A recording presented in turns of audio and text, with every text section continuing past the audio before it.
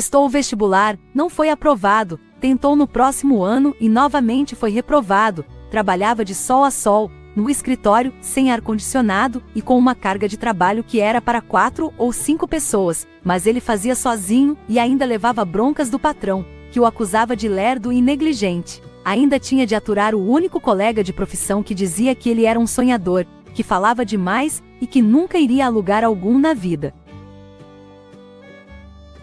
Era difícil, a voz interior dizia que ele era um fracassado, que não iria conseguir. Seu colega, patrões, irmãos e pais tinham razão, era mesmo um zero à esquerda. Depois de chorar, lamentar e quase acreditar na voz misteriosa que vinha de dentro da sua mente, ele olhou para o céu, lembrou que há um Deus, que zela por nós. É verdade que nunca tiveram um grande contato com ele, mas lembrava das histórias bíblicas que sua avó lia para ele, quando criança. De repente uma força brotou de seu interior, ele expulsou qualquer pensamento negativo. Parecia ter comido a espinafre do Popeye, agora estava forte e resoluto a vencer, mas mal sabia ele que era isso apenas o começo da vitória. Quem falou que a vida é fácil? Quem disse que trabalhar duro, estudar, garante um futuro brilhante?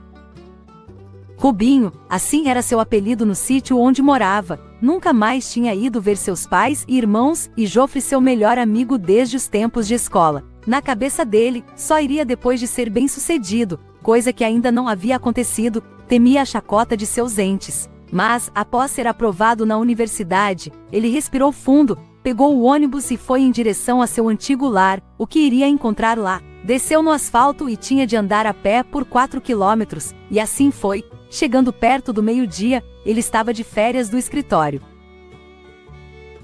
O primeiro a avistá-lo, quase sem acreditar, foi seu pai, que foi correndo ao seu encontro, beijou-o e chorando lhe fez a revelação que ele muito temia. Afastado daquelas terras há mais de 6 anos, nem sabia que sua mãe tinha falecido. Seu pai contou-lhe que fora de um câncer terrível que ela se despedira, dizendo que se um dia eles o avistassem, dissessem que ela o amava muito e todos os dias olhava pela janela, esperando seu retorno.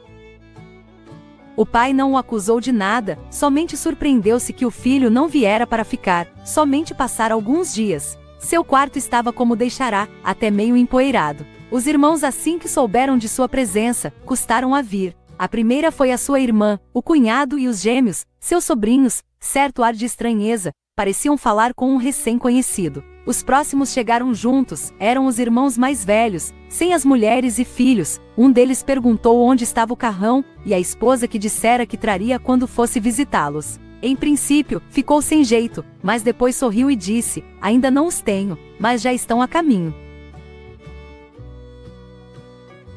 Depois de alguns dias, sentindo que aquela não era mais a sua vida, despediu-se de todos e voltou à sua cidade, retomando o trabalho e os estudos. Ele cursava economia e já podia mudar alguns hábitos nocivos à sua saúde financeira, tornando-o mais responsável com seus ganhos.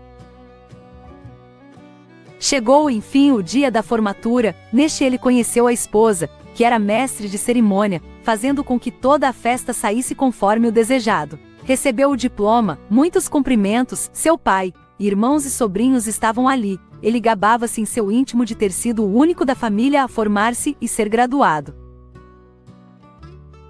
Os anos passaram-se, seu pai aposentou-se, já velho, com muitas doenças que mal o permitia andar. Seu irmão mais velho faleceu de insuficiência renal, perdeu também 2 sobrinhos que não eram irmãos entre si e assim a vida foi modificando-se.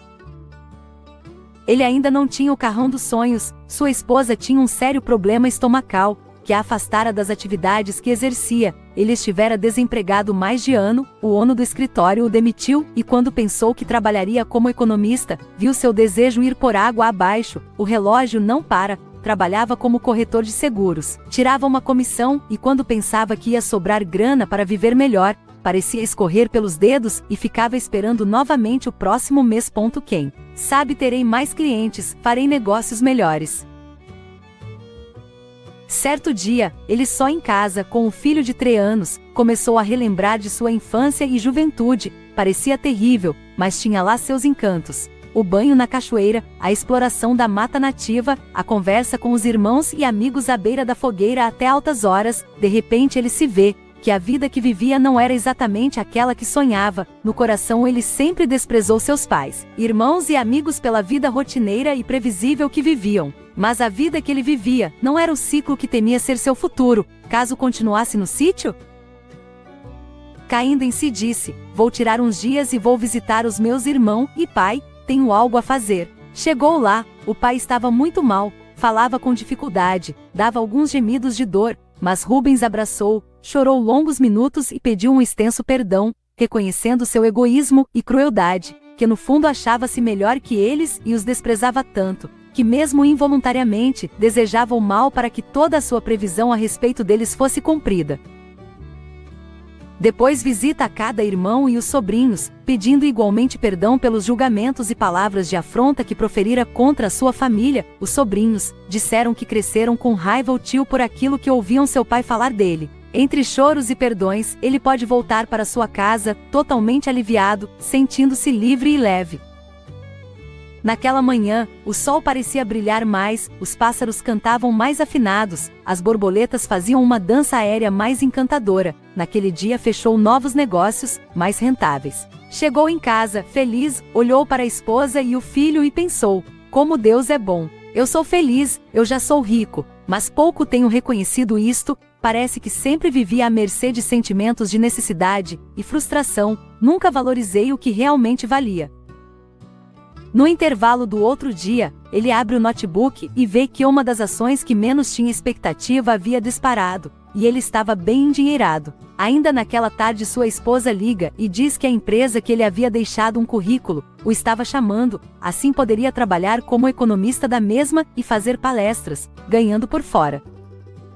Tanta notícia boa, tanta alegria, o rosto de seus amados, filho e esposa, brilhavam, pois sabiam que o sonho do pai, agora poderia ser realizado. Então, passados alguns dias, os levou à loja de veículos novos, olhou um carro, olhou outro, o vendedor esmerou-se em convencê-lo a fazer uma boa compra, mas sua esposa vê que há um olhar diferente. Ele diz que vai dar um tempo, mais uns dias, afinal o carro novo pode esperar, pois tudo que é precioso e tem realmente valor, ele já tem, e sai da loja feliz e acompanhado dos sorrisos da esposa e do filho, sobe no seu acostumado carro e diz: vamos jantar fora, querida, nós podemos, não precisamos de ter tudo que nos oferecem para sermos felizes, basta olhar em nossa volta, a felicidade está na simplicidade e na paz que Deus coloca em nosso coração.